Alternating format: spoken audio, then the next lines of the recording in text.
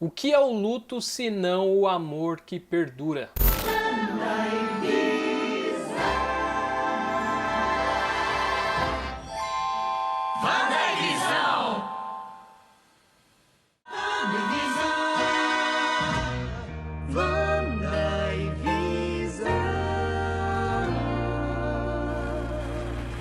Quem é que vai chegar?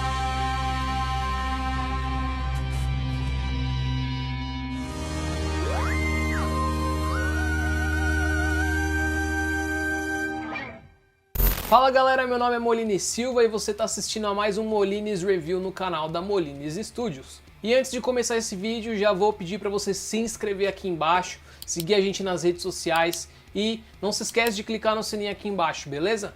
Para quem não sabe, eu tenho um outro canal aqui no YouTube, que por sinal é meu canal pessoal, e lá eu uso as minhas histórias de vida para ensinar as outras pessoas. Nesse canal eu disse que a melhor forma de você lidar com o término de um relacionamento é você guardar os momentos bons que você teve com a pessoa. Claro que vão existir momentos ruins, mas esses momentos ruins não te servem de nada a não ser de aprendizado. Então, procure esquecer eles no começo e lembra só das coisas boas que você viveu com essa pessoa que estava ao seu lado. Porque se você não sabe lidar com o término de um relacionamento, como você espera lidar com a morte de um ente querido? Antes da gente continuar, eu vou deixar esse meu canal aqui no card, caso você queira seguir ele, beleza? Lá você vai conhecer um pouco mais da minha vida pessoal. Mas por que eu tô falando isso? Porque esse episódio de WandaVision se trata exatamente disso. De você lidar com a morte de um ente querido e ao mesmo tempo, esse ente querido era o marido da Wanda, né, o namorado da Wanda, e ela tinha um relacionamento ali com ele. Então ali ela tem que lidar com as duas coisas, tanto com o término desse relacionamento, quanto com a morte dele. Começando a falar do conteúdo desse episódio, pra mim, esses dois últimos episódios só serviram pra enrolar a gente, cara. Como eu falei no último vídeo, a gente tem aí só de 30 a 40 minutos nesse episódio pra assistir WandaVision uma vez só por semana, porque a Disney não liberou tudo pra gente, ou não tá liberando um por dia pra gente. Então a gente tem que esperar uma semana pra ver uma coisa que, tipo, a gente já esperava, sabe? Então pra mim, esses dois últimos episódios aí foram... Esse último aqui nem tanto, mas o episódio 7 pra mim foi uma completa decepção. E eu digo que esse aqui não, esse episódio 8 não, porque apesar de toda a enrolação que teve nesse episódio, porra, a gente teve um episódio inteiro só de flashback, ou seja, a gente esperou uma semana pra assistir WandaVision só pra ver flashback. Só que apesar disso, esses flashbacks revelaram coisas pra gente que a gente não sabia e coisas pra gente que a gente sabia, mas não tínhamos visto ainda. E claro, como todos os episódios de WandaVision até agora, esse aqui também deixou algumas perguntas no ar aqui pra gente, inclusive perguntas que a gente não tinha antes, que a gente adquiriu agora. Como, por exemplo, vocês se ligaram que no começo do episódio, quando mostra aquela história da Agnes, né, o flashback dela com as bruxas de Salem ali em 1963, se eu não me engano, Massachusetts, né? Ali, após todas as bruxas ali morrerem, inclusive aquela principal que eu acho que era a líder de todas e a mais poderosa ali, quando ela morre, quando ela tá no chão ali, ela tem um broche no pescoço ali, e a Agnes vai e pega esse broche dela, e a câmera foca exatamente nela pegando esse broche. E por que será? A gente já sabe que a Agnes estava com esse broche, mas o que tem de tão especial nesse broche assim? E a dúvida do episódio passado que tinham deixado com a gente ao longo dessa semana sobre o Pietro, né, se a Wanda invocou ele ou não, na verdade ali ela diz que não, ela diz claramente nesse episódio que ela não invocou o Pietro. Ela até poderia ter tentado invocar o Pietro, realmente irmão da Wanda ali, o Errol Taylor-Johnson, né, acho que é o nome do ator. Só que não dava pra ela fazer isso, porque primeiro ele estava em outro continente, segundo ele estava com o corpo todo esburacado, então logicamente ela ia desconfiar, e o terceiro que ela não falou, que ao longo desse tempo o corpo dele já apodreceu, tipo, nem existe mais, deve ter só os ossos ali, porque já faz muito tempo que ele morreu. Eu cheguei perto com o fake Pietro. Pietro, se quiser. Então foi você. Não fui literalmente eu, só meus olhos e ouvidos. Necromancia não ia dar certo, já que o corpo do seu verdadeiro irmão está em outro continente, cheio de buracos. Mas independente de tudo, ela diz que ela não invocou o Pietro, mas que ela estava usando ele para conseguir informações. Se ela não invocou o Pietro, provavelmente quem o invocou foi a Wanda, ou eu ainda acho que tem uma pessoa por trás de tudo que a Agatha tá fazendo. De qualquer forma, a gente já sabe que esse aí não é o... A gente já sabia disso, mas a gente já sabe agora, tem certeza que esse aí não é o irmão da Wanda, não é uma nova versão do Pietro do Errol Taylor Johnson. Então, quem será que é esse personagem que tá ali? Eu tenho uma teoria que é baseada nos rumores que saíram nessas 2 últimas semanas, que é que esse Pietro realmente é um Pietro, só que de outro universo, e de alguma forma ele foi parar ali, e a Wanda tá controlando a mente dele, e a Agatha tá usando ele para conseguir informações. Essa é a minha teoria, então agora no episódio 9, que é o último episódio que vai sair nessa semana, a gente vai descobrir se ele é realmente o Pietro ou não, o Pietro de outra realidade ou não. Ah, mas Luiz, você acha que ele é o Pietro da Fox? Não, eu não acho que ele é o Pietro da Fox. O Kevin Feige ele já mencionou que ele não quer fazer ligação nenhuma entre o universo Marvel, né, o MCU, com o universo que tinha na Fox dos X-Men.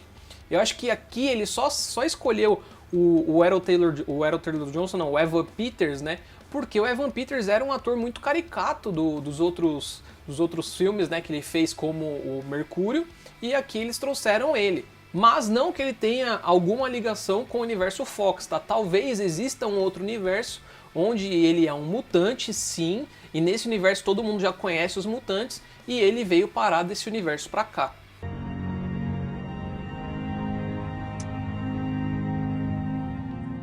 Tínhamos 10 anos, estávamos os 4 jantando. Quando o primeiro míssil atingiu 2 andares abaixo, fez um buraco no chão. Enorme. Nossos pais caíram e o prédio inteiro começou a desabar.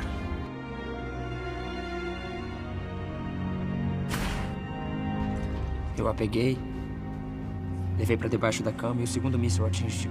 Mas ele não explodiu. Ficou parado nos destroços.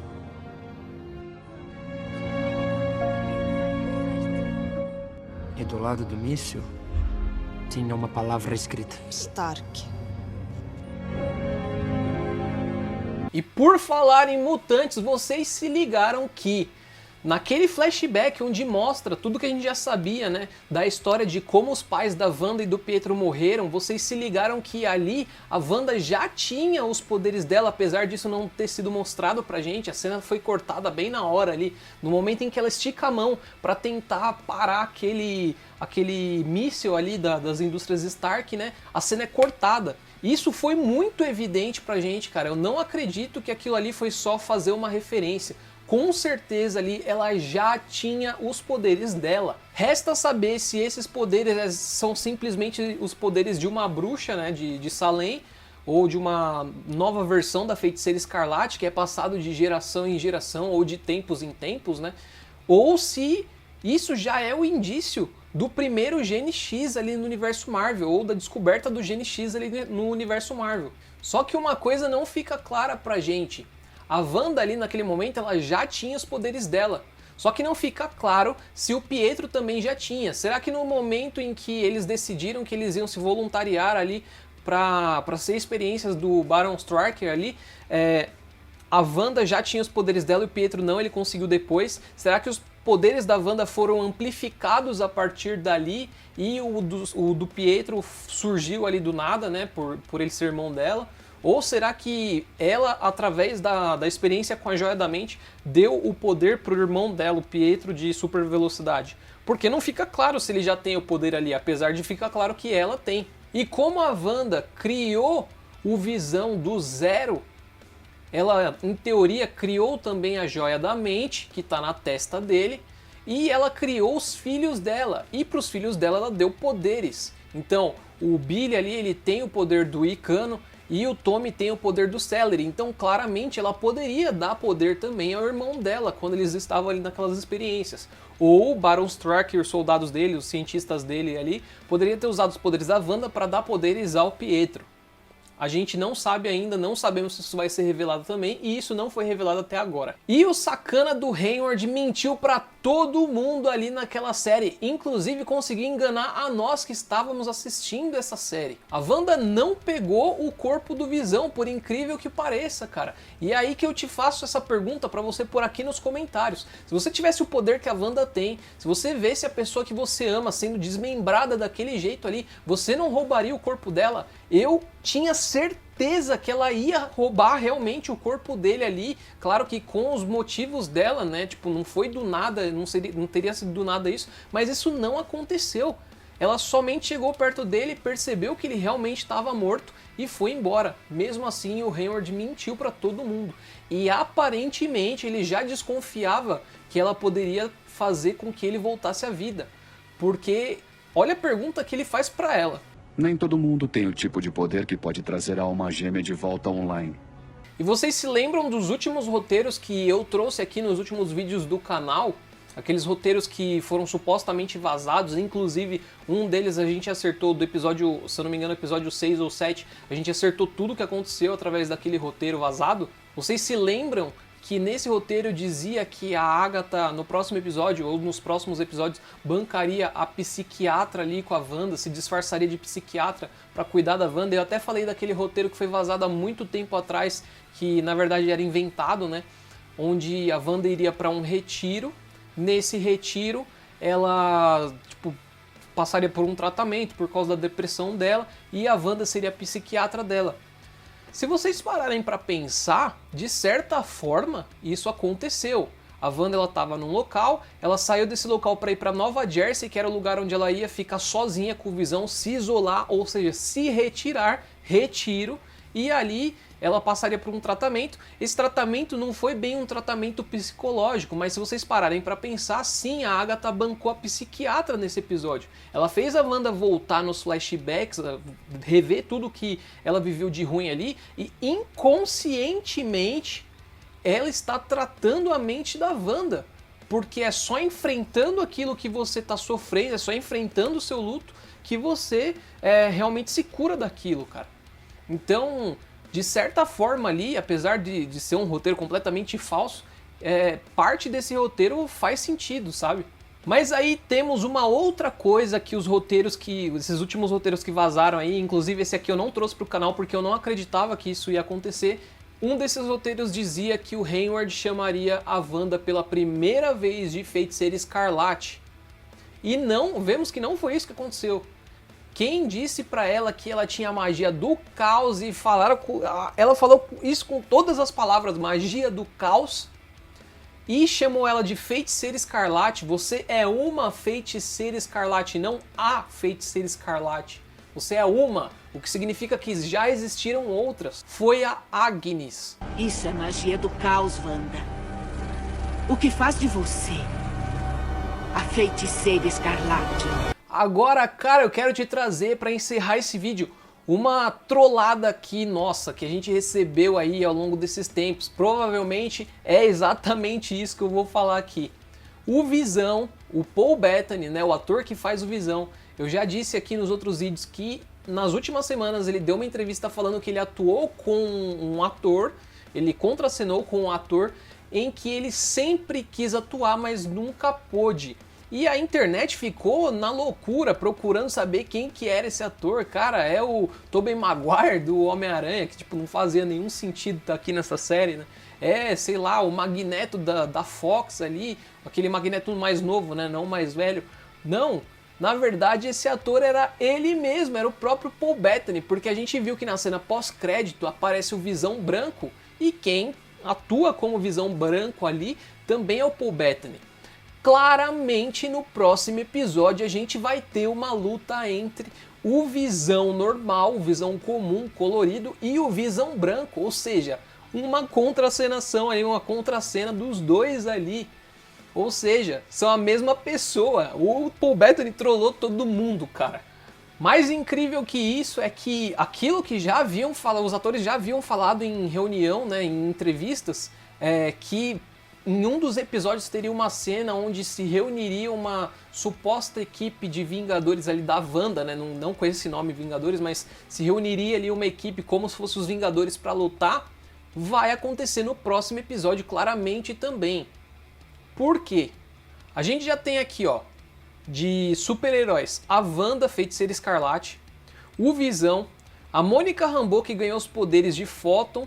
A gente tem os Gêmeos, que também têm poderes, ou seja, o Icano e o Celery, o Billy e o Tommy. Provavelmente Doutor Estranho vai chegar. A gente tem o Pietro falso, que a gente não tem certeza ainda se é realmente o Mercúrio ou não. E como inimigos a gente tem o Visão Branco, a Sword, que não é vilã em teoria, mas ela vai ser inimiga da Wanda aqui nessa série.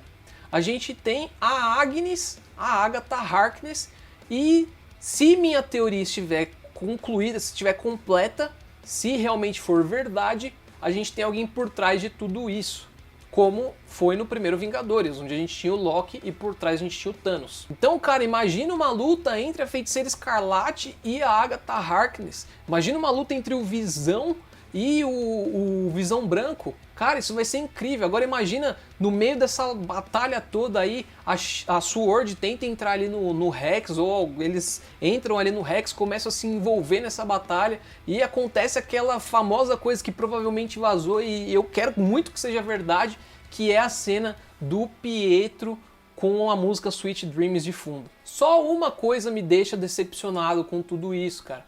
A gente teve aí 8 episódios, tem o 9º episódio, que é o último pra sair aí. E, cara, se ele tiver 40 minutos, como todos os episódios tiveram até agora, de 25 a 40 minutos, cara, não dá pra responder tudo que tá em aberto ainda. Tem muita coisa em aberto e provavelmente eles vão deixar parte dessas coisas que a gente quer saber agora. Por exemplo, quem que é o Ralph que a Agnes tanto fala, só lá para Homem-Aranha ou só lá para Doutor Estranho no Multiverso da Loucura, que é depois de 1 ano e 2 anos, cara. Isso é decepcionante, de verdade.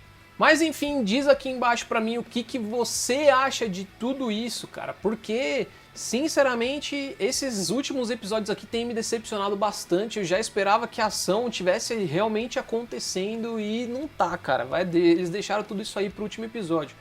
Eu particularmente quero que o último episódio tenha pelo menos aí 2 horas de duração. É claro que ele não vai ter tudo isso, máximo 1h30, né? Mas provavelmente não vai ter nem isso, cara, porque até agora eles só lançaram episódios de 20 a 40 minutos. Então provavelmente o próximo episódio vai ter isso também, sem contar os créditos, que são gigantescos de WandaVision. Mas diz aí, o que você acha, cara? O que você acha do que eu falei aqui nesse vídeo? Não se esquece de seguir a gente nas redes sociais e falou. Obrigado por você ter me assistido até aqui.